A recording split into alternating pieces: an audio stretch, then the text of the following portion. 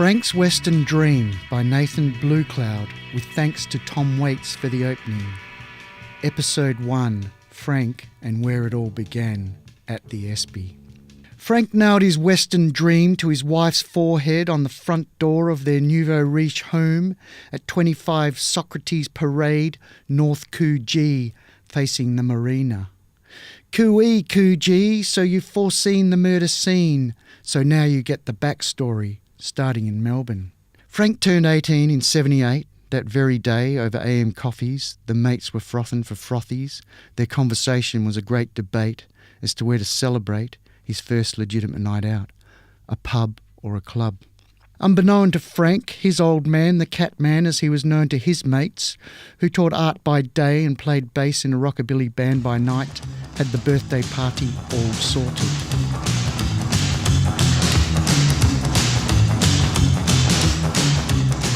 Catman's band anchored Thursday nights at the Espy. Their rider rode the backstage esky to front of stage and into the arms of his pesky, permanently broke art students.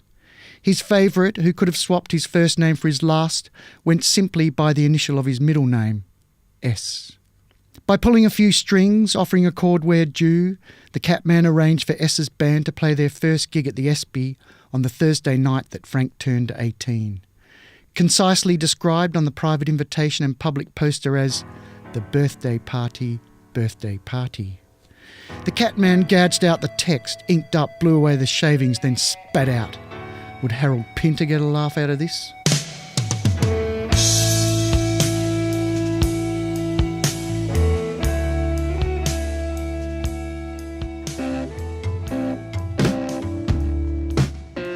Party night and day that changed everything became a job. Frank did an apprenticeship in amplifier muscle building, loving the ride on the burgeoning art scene, avoiding the bulging underbelly of the White Horse, and he was able to keep fit too. A lower back injury, the reward for rescuing a teetering Marshall double stack, led to an addiction to prescribed painkillers, overcome with cultivated cannabinoids and the art of yoga, taught by Dane, an ex-pro surfer from Hawaii, who, like a lot of his contemporaries, had picked up good and bad habits in Vietnam. A good day started together at dawn on the foreshore in front of Luna Park, with meditation and a salute to the sun, followed by hand-to-hand combat, jungle style.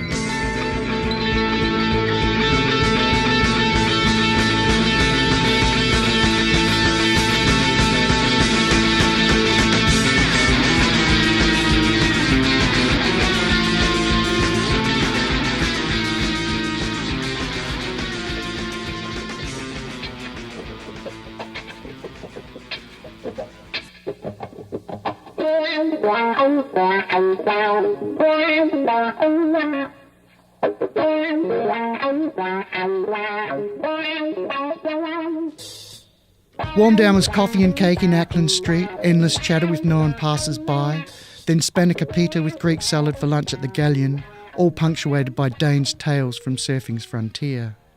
After they were done, Dane went on the nod, leaving Frank to his second daily workout, which ultimately led to a new career as that friendly but deadly bouncer. Their new shared habit was friendship, fuelled by Frank's desire to be taught to surf by Dane, and to live near, no, to see daily, a more lively sea than dead flat St Kilda. The scene changed, died a little.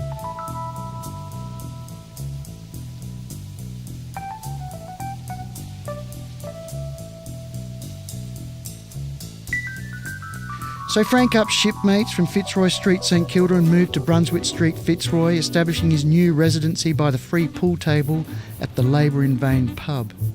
Living the dream 5 years ahead of the crowd, Frank taught the ladies how to play, shouting them the odd oversized bag of twisties, always served in a laminated wooden salad bowl.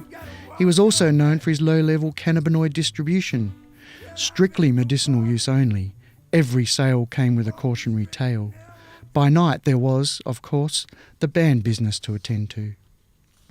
Another decade dumped by, punctuated by a recurring dream, the Western Dream, as Frank liked to call it, based on a map of the Zootdorf Cliffs a bouncer mate had got from one William Rowe after a cheap nasties gig at the Governor Broome, who'd got it from a bloke who was supposed to have swindled the Perth Mint.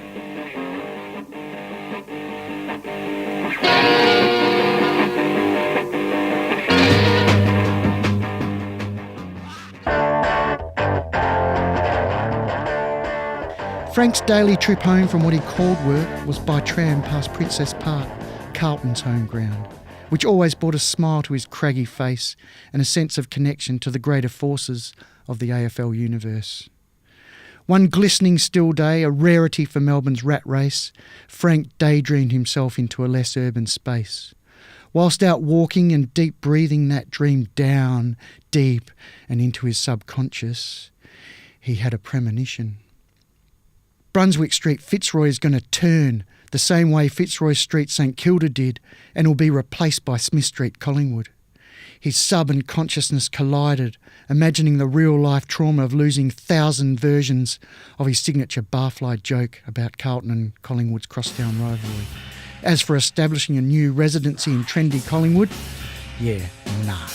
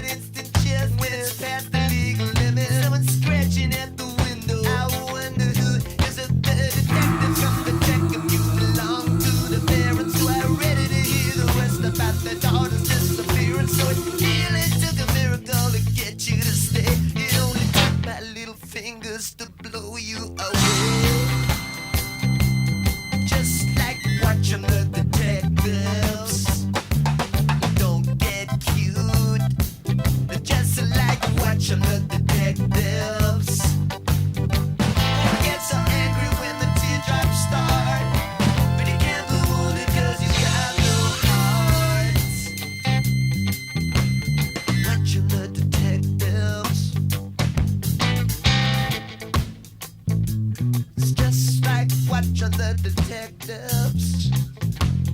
Watching the detectives. Watching the detectives.